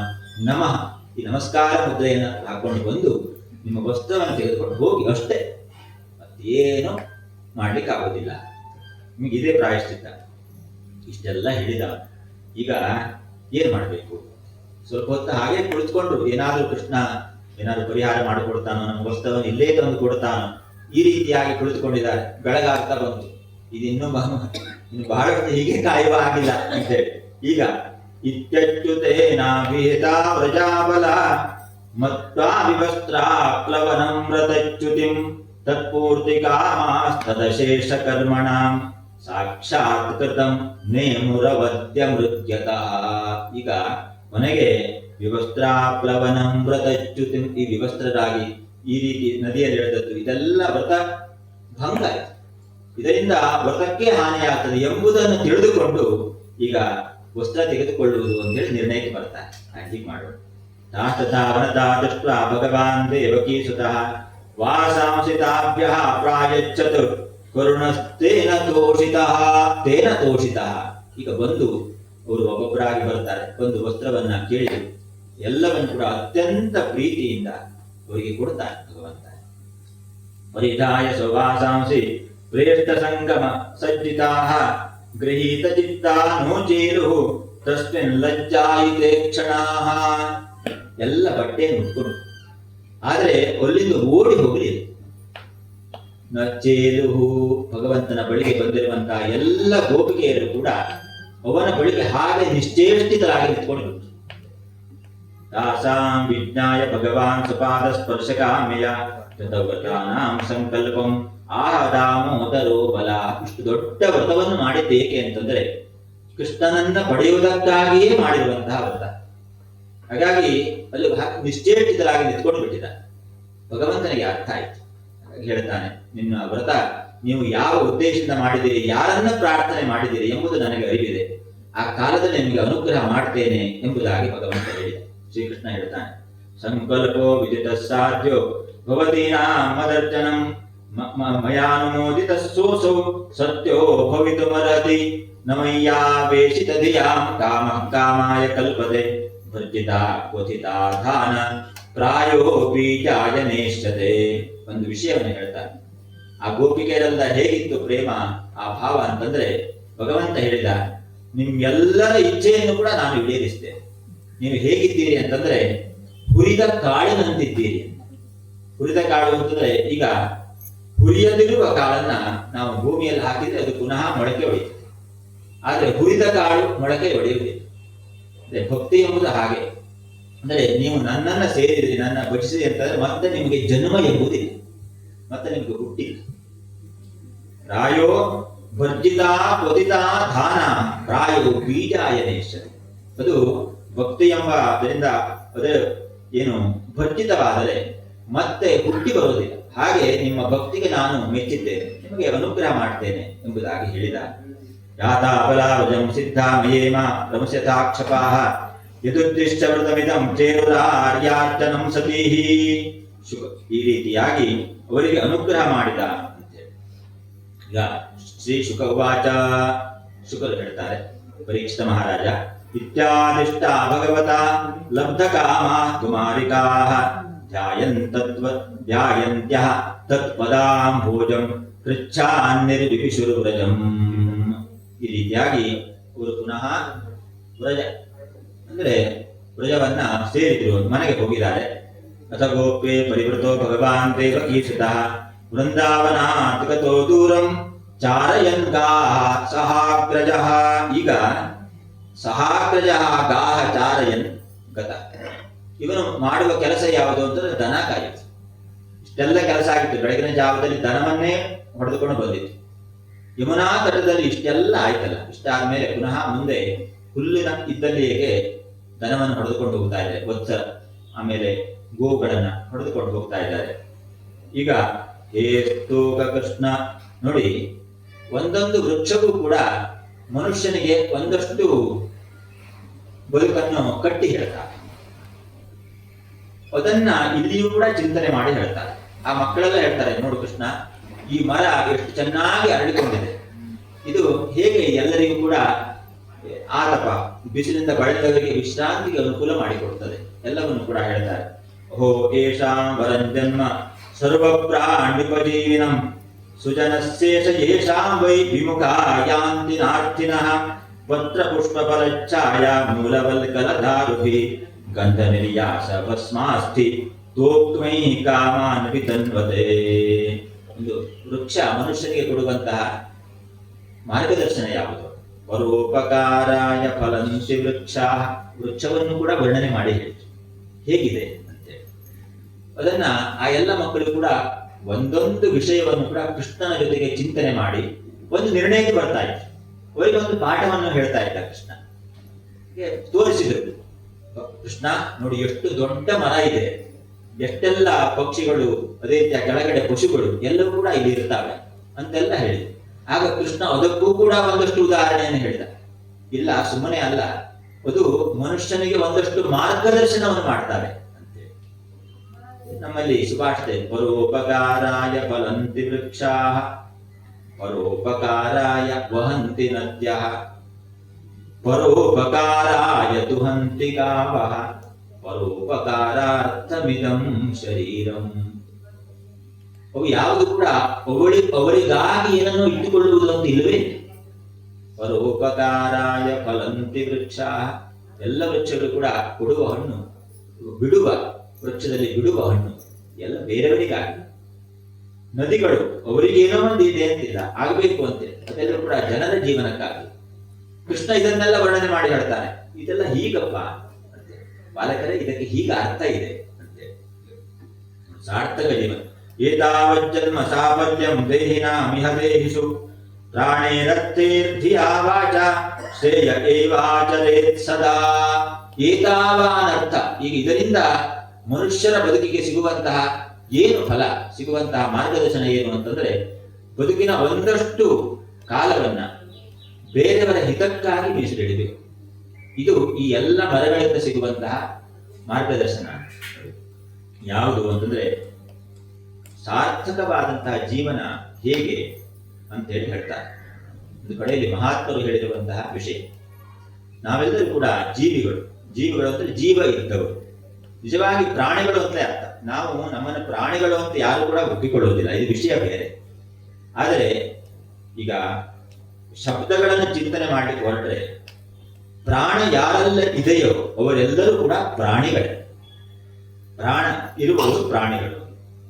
ಹಾಗಾಗಿ ನಮ್ಮಲ್ಲಿದೆ ನಮ್ಮನೆ ಪ್ರಾಣಿ ಅಂತೇಳಿ. ಹಿಂದೆಲ್ಲ ಇತ್ತು, ಈಗೆಲ್ಲ ಹಾಗೆಲ್ಲ ಇಲ್ಲವೇ. ಮನೆ ಪ್ರಾಣಿ ಯಾಕೆಂದ್ರೆ ಹೆಸರು ಹೇಳಬಾರ್ದಲ್ಲ, ಹೆಸರು ಹೇಳಬಾರದು ಅಂತೇಳಿ ನಮ್ಮನೆ ಪ್ರಾಣಿ ಅಂತೇಳಿ ಹೇಳ್ತಾರೆ. ಏನು ಅಂತಂದ್ರೆ ಈ ಪ್ರಾಣ ಇದೆ ಎಂಬ ಕಾರಣದಿಂದಾಗಿ ನಾವು ಮನುಷ್ಯರು ಅಂತ ಅಂದುಕೊಳ್ಳುವ ಹಾಗಿಲ್ಲ. ಅದಕ್ಕೆ ಹೇಳ ದೀನಾನಾ ಕಲ್ಪವೃಕ್ಷ. ನಿಜವಾಗಿ ಮನುಷ್ಯರು ಅಂತ ಯಾವಾಗ ಆಗ್ತಾರೆ? ಇಲ್ಲದೇ ಇದ್ರೆ ನಾವು ಉಸಿರಾಡ್ತಾ ಇದ್ದೇವೆ ಎಂಬ ಕಾರಣದಿಂದ ಮನುಷ್ಯರು ಅಷ್ಟೇ. ನಾವು ಮನುಷ್ಯರು ಅಂತ ಅಂದ್ಕೊಳ್ಬಹುದು. ಆದ್ರೆ ಮನುಷ್ಯರ ಲಕ್ಷಣಗಳು ಏನು ಅಂತೇಳಿ ಹೇಳ್ತಾರೆ. ದೀನಾನಾಂ ಕಲ್ಪವೃಕ್ಷ ಸಗುಣ ಫಲನತಃ ಸಜ್ಜನಾನಾಂ ಕುಟುಂಬಿ. ದೀನಾನಾಂ ಕಲ್ಪವೃಕ್ಷ ಅಂದ್ರೆ ಏನು ಸಾಧ್ಯ ಇದೆಯೋ ನಮ್ಮ ಬದುಕಿನಲ್ಲಿ ನಮಗಿಂತ ಕಿರಿಯರಿಗೆ ಅಥವಾ ಏನನ್ನು ಬೇಡಿ ಬಂದವರಿಗೆ ಅವರಿಗೆ ಏನನ್ನಾದ್ರೂ ಉಪಕಾರ ಮಾಡುವಂತಹ ಬುದ್ಧಿಯನ್ನು ಇಟ್ಕೊಳ್ಬೇಕು. ದೀನಾನಾಂ ಕಲ್ಪವೃಕ್ಷ, ಅವರಿಗೆ ಏನನ್ನಾದ್ರೂ ಕೊಡುವಂತಹ ಬುದ್ಧಿ ಇರಬೇಕು, ಉಪಕಾರ ಮಾಡುವಂತಹ ಬುದ್ಧಿ ಇರಬೇಕು. ಕಲ್ಪವೃಕ್ಷ ಸಗುಣ ಫಲನತಃ. ಸಗುಣ ಫಲನತಃ ಅಂದ್ರೆ ಒಂದಷ್ಟು ಗುಣವನ್ನು ಬೆಳೆಸಿಕೊಂಡು ಅದರಿಂದ ಬಗ್ಗಿರಬೇಕು. ಸಜ್ಜನಾನಾಂ ಕುಟುಂಬಿ, ಸಜ್ಜನರನ್ನ ಕುಟುಂಬವನ್ನಾಗಿ ಧರಿಸಬೇಕು. ಸಜ್ಜನರು ನಮ್ಮ ಜೊತೆ ಇರಬೇಕು, ಅದರಿಂದ ನಮ್ಮ ಬದುಕು ಸಾರ್ಥಕ ಆಗ್ತದೆ. ಸಜ್ಜನಾನಾಂ ಕುಟುಂಬಿ ಆದರ್ಶ ಶಿಕ್ಷಿತಾನಾಂ ಸುಚರಿತ ನಿಕಷಃ ಶೀಲವೇಲಾ ಸಮುದ್ರ. ಆದರ್ಶ ಶಿಕ್ಷಿತಾನಾಂ, ನೋಡಿ ಶಿಕ್ಷಣ ಅಂತ ಹೇಳಿಲ್ಲ. ಬದುಕು ಹೇಗಿರಬೇಕು ಅಂದ್ರೆ ಶಿಕ್ಷಿತರಿಗೂ ಕೂಡ ಆದರ್ಶವಾಗಿರಬೇಕು. ಶಿಕ್ಷಣ ಬೇರೆ, ಶಿಕ್ಷಿತರಿಗೂ ಆದರ್ಶ ಎಂಬುದು ಬೇರೆ. ಹೀಗಾಗಿ ಇದನ್ನ ಚಿಂತನೆ ಮಾಡ್ತಾರೆ. ನಮಗೆ ಶಿಕ್ಷಣಗಳು ಆದರ್ಶವನ್ನು ತಂದು ಕೊಡ್ತಾವೆ ಅಂತಿಲ್ಲ. ಶಿಕ್ಷಣ ಏನೂ ಆಗಿರ್ಬೋದು, ಆದರೆ ಶಿಕ್ಷಣದಿಂದ ಆದರ್ಶ ಅಂತ ಆಗೋದಿಲ್ಲ. ನಾವು ಪ್ರಪಂಚದಲ್ಲಿ ಇದೇ ಸತ್ಯವನ್ನು ಕಾಣ್ತೇವೆ, ಇದನ್ನು ಕೊಟ್ಟು ಸತ್ಯ. ಅವರು ಹೇಳಿದರು ಆದರ್ಶ ಶಿಕ್ಷಿತಾನ. ಬದುಕು ಶಿಕ್ಷಿತರಿಗೂ ಕೂಡ ಆದರ್ಶವಾಗಿರಬೇಕು. ಶಿಕ್ಷಿತರು ಕೂಡ ಅವನ ಬದುಕಿನಂತೆ ಒಂದು ಬದುಕಿರಬೇಕು ಎಂಬುದಾಗಿ ಅಂದುಕೊಳ್ಳುವಂತಹ ಬದುಕು ಆಗಿರಬೇಕು. ಸುಚರಿತ ನಿಕಷ ಶೀಲವೇಲ ಸಮುದ್ರ. ಸುಚರಿತ ನಿಕಷ ಅಂದ್ರೆ ಒಳ್ಳೆಯ ಚರಿತ್ರೆ, ಶೀಲಗಳು ಇದಿರಬೇಕು. ಸತ್ಕರ್ತ ನಾವವಂತ ಪುರುಷ ಗುಣನಿಧಿ ದಕ್ಷಿಣೋದಾರ ಸತ್ವ. ಸತ್ಕರ್ತ ನಾವವಂತ, ಎಲ್ಲರ ಕುರಿತಾಗಿ ಒಂದು ಸತ್ಕಾರ ಭಾವವನ್ನು ಹೊಂದಿರಬೇಕು, ಅವಮಾನವನ್ನು ಮಾಡುವಂತಹ ಭಾವ ಇರಬಾರದು. ಪುರುಷ ಗುಣನಿಧಿ ದಕ್ಷಿಣೋದಾರ ಸತ್ವ. ತಾನು ಏನು ಪಡೆದಿರ್ತೇನೆ ಸಂಪತ್ತನ್ನ ಹಂಚುವಂತಹ ಭಾವ ಇದಿರಬೇಕು. ಏಕಶ್ಯಾಖ್ಯ ಸಜೀವತ್ಯಧಿಕ ಗುಣದಯ ಉಚ್ಛ್ವಸಂತೀತಿ ಚಾನ್ಯೇ. ಏಕಶ್ಯಾಖ್ಯ ಸಜೀವತೆ, ನಿಜವಾಗಿ ಉಳಿದೆಲ್ಲರೂ ಕೂಡ ನಾವು ಉಸಿರಾಡ್ತಾ ಇದ್ದೇವೆ ಎಂಬ ಕಾರಣದಿಂದ ನಾವು ಮನುಷ್ಯರು. ನಿಜವಾಗಿ ಮನುಷ್ಯರು ಯಾರು ಅಂತಂದ್ರೆ ಏಕಶ್ಯಾಖ್ಯ ಸಜೀವತಿ. ಈ ಎಲ್ಲ ಗುಣಗಳಲ್ಲಿ ಏನನ್ನಾದ್ರೂ ಒಂದಷ್ಟು ಗುಣಗಳನ್ನು ತನ್ನ ಬದುಕಿನಲ್ಲಿ ಯಾರು ಅಳವಡಿಸಿಕೊಂಡು ಇರ್ತಾರೋ ಅವರ ಬದುಕು ನಿಜವಾದ ಜೀವನ. ಉಳಿದೆಲ್ಲ ನಾವು ಪ್ರಾಣ, ನಾವು ಉಸಿರಾಡ್ತಾ ಇದ್ದೇವೆ, ಹಾಗಾಗಿ ನಾವು ಜೀವಿಗಳು. ನಾವು ನಿಜವಾಗಿ ಜೀವಿಗಳು ಹೇಗೆ ನಾವು ಉಸಿರಾಡ್ತಾ ಇದ್ದೇವೆ, ಹಾಗಾಗಿ ನಾವು ಮನುಷ್ಯರು ಅಂತ ಅಂದ್ಕೊಳ್ಳೋದು. ಇಲ್ಲಿ ಭಗವಂತ ಒಂದು ವೃಕ್ಷವನ್ನು ತೋರಿಸಿಯೂ ಕೂಡ ಇದೇ ವಿಷಯವನ್ನ ಗೋಪುಗಳಿಗೆ ವರ್ಣನೆ ಮಾಡಿದೆ. ನೋಡಿ, ವೃಕ್ಷವನ್ನು ನೋಡಿ ನೀವು ಅದೇನೋ ಮರ ಅಂತ ತಿಳಿದುಕೊಳ್ಳಬೇಡಿ. ಆ ವೃಕ್ಷದಿಂದ ಬದುಕಿಗೆ ಒಂದು ಪಾಠ ಇದೆ, ಇದನ್ನ ಅರ್ಥ ಮಾಡ್ಬೋದು. ಹೀಗೆ ಭಗವಂತ ಕೃಷ್ಣ ಆ ಬಾಲ್ಯದಲ್ಲಿ ಕೂಡ ಗೋಪಕರನ್ನ ಹೀಗೆ ಬೆಳೆಸಿದಾನೆ. ಕಿರೀಡಿಸ್ತಾ ಇದ್ರು, ಎಲ್ಲೊಂದು ನದಿಯಲ್ಲಿ ಆಟ ಆಡ್ತಾ ಇದ್ರು, ಈಜುತ್ತಾ ಇದ್ರು, ಎಲ್ಲ ಮಾಡಿದ್ರು. ಜೊತೆಗೆ ಅವರನ್ನ ಹೇಗೆ ಉದ್ಧರಿಸಿದ. ಸಣ್ಣ ಸಣ್ಣ ವಿಷಯ ಹೇಳ್ತಾ ಇದ್ದ. ಒಂದು ಕೊಲ್ಲನ್ನು ಇದ್ರು ಕೂಡ ಆ ಕೊಲ್ಲಿ ಯಾಕೆ ಹೀಗೆ ಅಂತ ಹೇಳ್ತಾ ಇದ್ದ. ಹಾಗೆ ಇತ್ತು ಇದೆ. ಏತಾವಜ್ಜನ್ಮ ಸಾಫಲ್ಯಂ ದೈನಾಮಿಹ ದೇಹಿಷು ಪ್ರಾಣೇರರ್ಥೇರ್ಧಿಯಾ ವಾಚ ಶ್ರೇಯ ಏವಾಚರೇತ್ ಸದಾ. ಪ್ರಾಣೇರರ್ಥೈ ಧಿಯಾ ವಾಚ ಹಾಗಾಗಿ ಪ್ರಾಣೈ ಅರ್ಥೈ ಧಿಯ ವಾಚ ಶ್ರೇಯ ಏವ ಆಚರೆ, ಅಂದ್ರೆ ನಮ್ಮ ಶರೀರದಿಂದ, ಆಮೇಲೆ ನಾವು ಬೆಳೆಸಿರುವಂತಹ ಸಂಪತ್ತಿನಲ್ಲಿ ಒಂದಷ್ಟನ್ನು ಹಂಚುವುದರಿಂದ, ಆಮೇಲೆ ಮಾತಿನಿಂದ, ಬುದ್ಧಿಯಿಂದ ಪರರಿಗೆ ಒಂದಷ್ಟು ಉಪಕಾರವನ್ನು ಮಾಡುವಂತಹ ಭಾವ ಯಾರಲ್ಲಿ ಇರ್ತದೆ ಅವರು ನಿಜವಾಗಿ ಮನುಷ್ಯ. ಹೀಗೆಲ್ಲ ಇದೆ ಅಂತೇಳಿ ಕುಮಾರಕರನ್ನ ಗೋಪಕರನ್ನ ಸುಮ್ಮನೆ ಆಟ ಆಡ್ತಾ ಕಳೆದದ್ದಲ್ಲ ಕೃಷ್ಣ. ಆ ಬಾಲ್ಯ ಕಾಲದಲ್ಲಿ ಕೂಡ ಅವರಿಗೆ ಇಂತಹ ಎಲ್ಲ ಶಿಕ್ಷಣವನ್ನು ಕೊಟ್ಟಿದ. ಹೀಗೆ ಹೀಗೆ ಅಂತೇಳಿ ತತ್ರ ಪಾಯಯಿತ್ವಾಪಃ ಸುಮೃಷ್ಟಾ ಶೀತಲಾ ಶಿವಾಃ ತತೋ ನೃಪ ಸ್ವಯಂ ಗೋಪಾಃ ಕಾಮಂ ಸ್ವಾದುಪಗುರ್ಜಲಂ ತಸ್ಯಾ ಉಪವನೆ ಕಾಮಂ ಚಾರಯಂತಹ ಪಶು ನೃಪ ಕೃಷ್ಣನಾಮ ಉಪಾಗಮ್ಯ ಕ್ಷುಧಾರ್ಥ ಇದಮಬ್ರುವನ್. ದೂರ ಬಂದಿದ್ದಾರೆ, ಎಷ್ಟೋ ದೂರ ಬಂದ ಮೇಲೆ ಈಗ ಗೋಪಕರಿಗೆ, ಗೋಪಾಲಕರಿಗೆ, ಮಕ್ಕಳಿಗೆ ಕೃಷ್ಣ ಹೇಳೋದನ್ನು ಕೇಳ್ತಾ ಕೇಳ್ತಾ ಬಂದವರಿಗೆ ಕೊನೆಗೆ ಎಚ್ಚರ ಆಯಿತು, ನಮಗೆ ತುಂಬಾ ಹಸಿವೆ ಆಗ್ತಾ ಇದೆ, ಮೊದಲೇ ಬುದ್ಧಿ ತಂದದ್ದಲ್ಲ, ಮೊದಲು ಖರ್ಚಾಗಿತ್ತು, ಎಲ್ಲ ಖಾಲಿ. ಇದ ಕೃಷ್ಣ ಏನ ಸಣ್ಣ ಸಮಸ್ಯೆ ಇದ್ರು ಕೂಡ ಕೃಷ್ಣನೇ ಅವರೆಲ್ಲ ಕೇಳ್ಕೊಳ್ತಾ ಇದ್ರು. ಈಗ ಹೇಳಿದ್ರು ನಮಗೆ ಹಸಿವೆ ಆಗ್ತಾ ಇದೆ ಕೃಷ್ಣ, ನೀರಡಿಕೆ ಆಯ್ತು, ಏನ್ ಮಾಡೋಣ. ಇದು ಶ್ರೀಮದ್ಭಾಗವತೆ ಮಹಾಪುರಾಣೆ ಪಾರಮಹಂಸ್ಯಾಂ ಸಂಹಿತಾಯಾಂ ದಶಮಸ್ಕಂಧೆ ಪೂರ್ವಾರ್ಧೆ ಗೋಪಿ ವಸ್ತ್ರಾಪಹಾರೋ ನಾಮ ದ್ವಾವಿಂಶೋಧ್ಯಾಯ. ಅಧ್ಯಾತ್ಮಶಾಸ್ತ್ರ. ಗೋಪಿ ವಸ್ತ್ರಾಪಹಾರ ಎಂಬುದು ಅಧ್ಯಾತ್ಮಶಾಸ್ತ್ರ. ಭಾಗವತ ಈ ಗೋಪಿ ವಸ್ತ್ರಾಪಹಾರ ಎಂಬ ವಿಷಯಕ್ಕೆ ಮಹಾತ್ಮರು ತುಂಬಾ ವ್ಯಾಖ್ಯಾನವನ್ನು ಬರೆದಿದ್ದಾರೆ. ನಾವು ಪ್ರಪಂಚದಲ್ಲಿ ಏನೆಲ್ಲ ಕೇಳ್ತೇವೆ, ಏನೆಲ್ಲ ಕಾಣ್ತೇವೆ, ಮತ್ತೆ ಇದರ ಕುರಿತಾಗಿ ಏನೆಲ್ಲ ವಿಷಯ ಇದೆ ಅದಿಲ್ಲ. ಹಾಗಾಗಿ ಎಲ್ಲವೂ ಕೂಡ ನಮ್ದು ಅಪೂರ್ಣ. ಈ ಕುರಿತಾಗಿ, ಅಧ್ಯಾತ್ಮದ ಕುರಿತಾಗಿ ನಮ್ಮ ಚಿಂತನೆ ಮತ್ತು ಸಮಾಜದಲ್ಲಿ ನಾವು ಕಾಣುವಂಥದ್ದು, ಕೇಳುವಂತೆಲ್ಲ ಅಪೂರ್ಣವಾದ ವಿಷಯಗಳು. ಹೀಗಿದೆ ವಿಷಯ. ಅವರನ್ನು ಉದ್ಧಾರ ಮಾಡ್ತಾನೆ. ಕೃಷ್ಣನ ಬಳಿಗೆ ಬಂದ ಯಾರು ಕೂಡ ಉದ್ಧಾರವಾಗದವರಿಲ್ಲ, ಎಲ್ಲರೂ ಕೂಡ ಉದ್ಧಾರವಾದವರು. ಹಾಗೆ ಉದ್ಧರಿಸಿದಾನೆ, ಅವರನ್ನು ಕೂಡ ಮುಂದೆ ಉದ್ಧರಿಸ್ತಾನೆ. ಹೀಗಿದೆ. ಹಾಡಿದೆ